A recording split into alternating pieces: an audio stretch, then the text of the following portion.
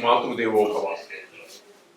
ఇప్పుడు 21/1/2024 నుండి 27/1/2024 వరకు వృశ్చిక రాశి వారికి గోచార ఫలితాలు ఏ విధంగా ఉంటాయి అనే విషయాన్ని మనం ఇప్పుడు తెలుసుకునే ప్రయత్నం చేద్దాం. వృశ్చిక రాశిలోనే చంద్రుడితోటే ప్రారంభం కాబట్టి రాశిలో ఎక్కడున్నా కూడా చంద్రుడు యోగకారకుడే అవుతాడు. ఓకే, అంటే ఈ వారం రోజులు కూడా చంద్రుడు అక్కడే ఉంటాడండి. జస్ట్ 2 రోజులు, 1.5 రోజు, 1 రోజు ఉంటాడు. అయ్యామైనప్పటికీ చంద్రుడు ఫలితాన్ని మనం ఇక్కడ చెప్పక్కర్లేదు, చెప్పకూడదు కూడా. ఎందుకంటే ఈ వారంలో 3 చోట్ల మారే అవకాశం ఉంటుంది చంద్రుడు. అందుచేత చంద్రుడిని మనం ఈ వార ఫలితాల్లో కేవలం దిన ఫలితాల్లో మాత్రమే చంద్రుడి యొక్క ప్రస్తావన వస్తూ ఉంటుంది. వార ఫలితాల్లో కానీ, మాస ఫలితాల్లో కానీ, సంవత్సర ఫలితాల్లో కానీ చంద్రుడి యొక్క ఫలితాలు మనం చెప్పుకోము, గోచార ఫలితాలు. ఇకపోతే ఇక ద్వితీయ స్థానంలో వృశ్చిక రాశికి ద్వితీయ స్థానంలో కుజుడు, బుధుడు, శుక్రుడు 3 గ్రహాల యొక్క సంచారం జరుగుతోంది. అయితే ద్వితీయంలో బుధుడు ఇక్కడ యోగకారకుడే అవుతున్నాడు. ఈ బుధుల వల్ల కుటుంబ స్థానంలో, ధన విషయంలో, వాక్కు మాట విషయంలో చాలా చక్కటి ఫలితాలు ఉంటాయి. మనం మాట్లాడుతుంటే ఎవరివాళ్ళు హర్షిస్తారు. అలాగే ధన విషయంలో మనం ఆశించిన ధనం లభిస్తూ ఉంటుంది. కొన్ని సందర్భాలలో మనం ఆశించిన దానికంటే ఎక్కువ లభించేటటువంటి అవకాశం కూడా ఉంటుంది. ఆ విధమైనటువంటి ఫలితాలు బుధుల వల్ల వస్తూ ఉంటాయి. ఇకపోతే కుటుంబం కూడా చక్కగా నడుస్తూ ఉంటుంది. ఇకపోతే శుక్రుడు, ద్వితీయంలో శుక్రుడు అంత అనుకూలమైనటువంటి ఫలితాలను ఇవ్వజాలదు. అక్కడ ఏంటంటే మనం శుక్రుడు వల్ల మనకి ఈ కుటుంబ స్థానం విషయంలో మనం వాళ్ళ దగ్గర నుంచి మనం ఏదైతే ఆశిస్తూ ఉంటామో, మన పిల్లలు బాగా చదువుకోవాలనో, లేకపోతే వాళ్ళు చిన్న చదువుకునే వయసు దాటి నుంచి పెద్దవాళ్ళు అయితే వాళ్ళ దగ్గర నుంచి మనం ఏదో వాళ్ళు మనకి నెలకింతని ఏదో సహాయ పెద్దవారు అయ్యింది, వీళ్ళ ఆదాయం సారకపోతే ఆ కొడుకు మీద ఆధారపడితే ఆ కొడుకు మనకి ఇవ్వాల్సినంత ధనాన్ని ఇవ్వకపోవటం, ప్రతిసారి ఇచ్చినంతగా ఇవ్వకపోవటం, ఇట్లాంటి విషయాల్లో కొన్ని విషయాల్లో మనకి శుక్రుని యొక్క గమనం వల్ల అది వచ్చేవారం ఇద్దామని అని చెప్పి చేయటం, అతను మనం చెడ్డపట్టలేము కానీ కొడుకును కూడా మనం చెడ్డపట్టలేము కానీ వచ్చేవారం చూద్దాం నేను అన్న అంటాము, అలాంటి జరుగుతూ ఉంటుంది. అలాగే కుజుల వల్ల కూడా మనకి ఈ శుభ ఫలితాలు మనకి అంత అనుకూలమైనటువంటి ఫలితాలు రావండి. కుటుంబ విషయాలు మనకి మాట పొరపచ్చాలి, మనం మాట వాళ్ళు పిల్లలు భార్య కొంచెం వినకపోవడం, అంటే వినకపోవడం డైరెక్ట్గా చెప్పకపోవచ్చు. అటువంటి విషయాల్లో ధనం ఈ బుధుల వల్ల మనం వస్తున్నటువంటి మనకు ధనం వస్తుందని ఇందాక మనం చెప్పుకోవడం జరిగింది. అలాగే ఆ ధనం వచ్చేటువంటి విషయంలో, మాట విషయంలో వాళ్ళకి కొంతమంది కటువుగా అనిపించవచ్చు మన మాట.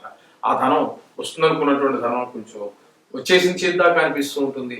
అతను ద్వారా ఆ సంచారం వల్ల మనకి చేతులు రావాల్సినటువంటి ధనం రాకుండా పోవటం విధంగా జరిగేటువంటి అవకాశం ఉంటుంది. ఇక తృతీయంలో రవి సంచారం జరుగుతుంది. ఈ తృతీయంలో రవి సంచారం కూడా మనకి చాలా చక్కటి శుభ ఫలితాన్ని ఇచ్చేటువంటి అవకాశం ఉందండి. ఈ రవి వల్ల మనకి మిత్రులు కావచ్చు, బంధువులు కావచ్చు, వ్యాపార స్థలంలో కావచ్చు, ఉద్యోగ స్థలంలో కావచ్చు, పక్కింటి ఇరుగు పొరుగు వారు కావచ్చు, ఎవరైనా కూడా మనకు తగినటువంటి సహాయ సహకారాలు అందిస్తూ ఉంటారు. ఆరోగ్య విషయంలో కూడా చాలా చక్కగా ఆయన సహకరిస్తూ ఉంటాడు. రవి వల్ల మనకి ఆరోగ్యం ప్రదాయంగా ఉంటుంది, కంగారు పడవలసింది లేదు. ఇకపోతే 4లో కనుక కేతు సంచారం జరుగుతోందండి.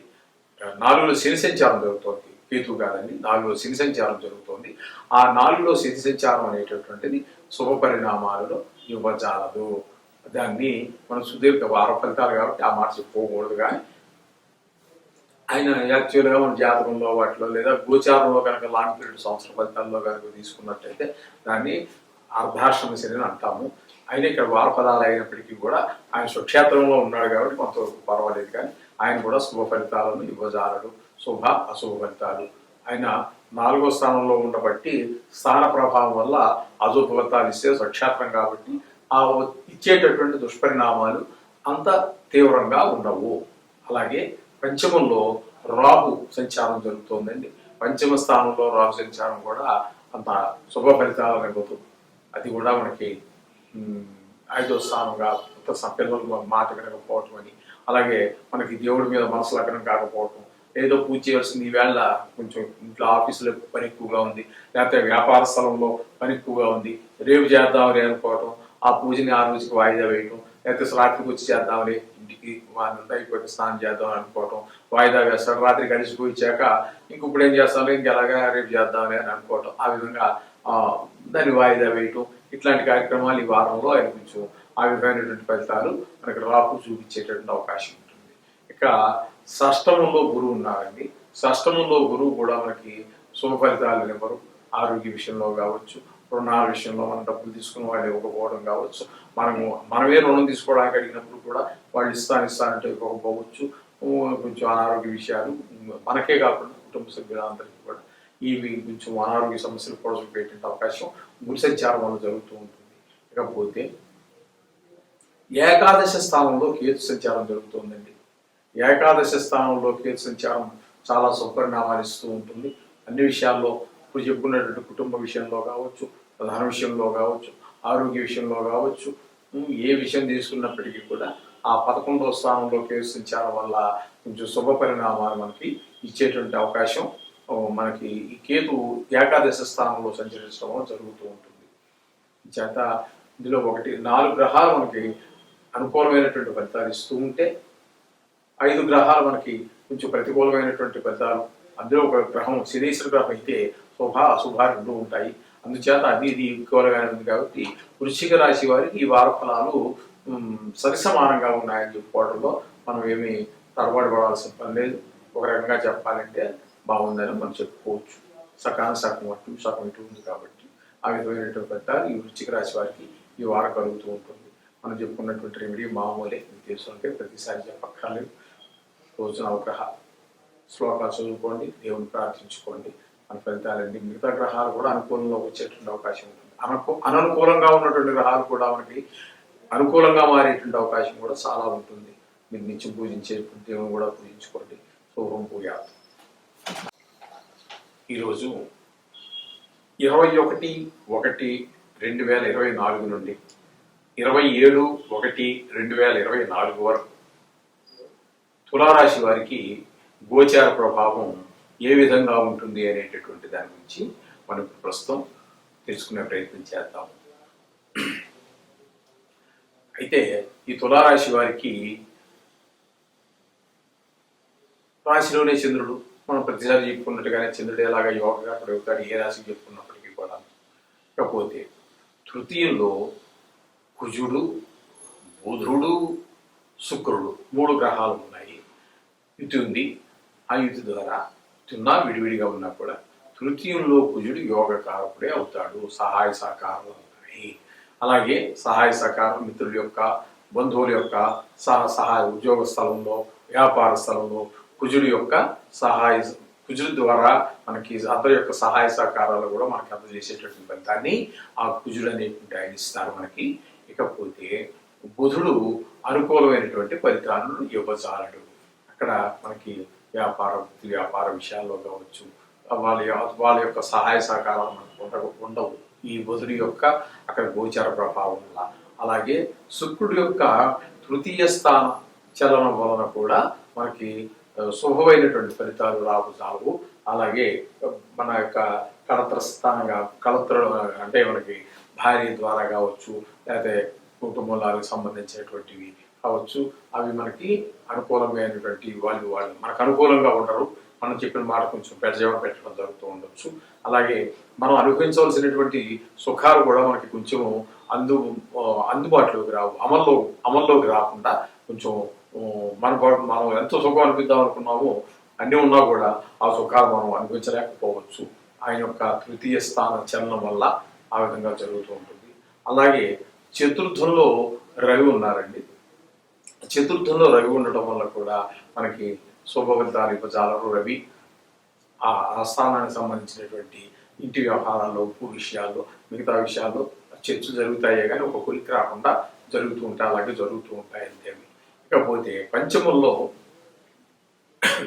శని యొక్క సంచారం జరుగుతోందండి. పంచమంలో శని సంచారం స్వక్షేత్రమైనందున కొంతవరకు పర్వాలేదు, కానీ అక్కడ కూడా ఆయన శుభఫలితాలను ఇవ్వజాలరు. ఆ విధంగా ఆ దేవుడి మీద మనసు లగ్నం కాకపోవటము, అట్లాగే కొన్ని భావంగా మనం ముందుకు వెళ్ళినట్టయితే కూడా కొన్ని అదృష్టాలు కొన్ని మనం పొందడానికి తగిన పరిస్థితులు కల్పించకుండా అడ్డుకుంటూ ఉంటారు సినిమా వాళ్ళు. ఆ విధంగా జరిగేటువంటి అవకాశం ఉంది. ఇక పోయినట్టయితే షష్టమంలో రాహు, 6వ స్థానంలో రాహు సంచారం మనకి అనుకూలమైనటువంటి ఫలితాలు వస్తూ ఉంటాయి. చాలా చక్కటి ఫలితాలు ఉంటాయి. మనకి రావాల్సిన అప్పులు రావటం కానీ, మనకు అప్పులు ఇచ్చేవాళ్ళు మనం ఎన్నిసార్లు అడిగినా ఇవ్వకుండా మొహం చాటుగా తిరిగేవాడు కూడా తానుగా వచ్చి మన అప్పులు మనకి తీర్చేయటము. అట్లాగే మనకి మనం ఎవరన్నా అడిగి ఉన్నాము, మన అవసరం కోసం అడిగి ఉంటే కూడా వాడు అదిగో ఇస్తాను అంటూ ఉంటాడు, కానీ ఇవ్వకుండా దాటుకుంటూ పోతున్న వాడు కూడా ఆ రోజున పిలిచి మరీ ఇవ్వటము. ఈ విధమైనటువంటి ఆరోగ్యభావానికి సంబంధించి, అలాగే రోగ విషయాల్లో, రుణ విషయాల్లో, మనకి అనేక విషయాల్లో రాహు చాలా అనుకూలమైనటువంటి ప్రభావాన్ని మనకు చూపిస్తూ ఉంటారు. అలాగే సప్తమంలో గురువు సంచారం జరుగుతోందండి. మేషంలో తులారాశి నుంచి 7వ భావంలో అంటే మేషరాశిలో గురు సంచారం జరుగుతోంది. అది కూడా మనకి అత్యంత అనుకూలమైనటువంటి ఫలితాన్ని ఇస్తుంది.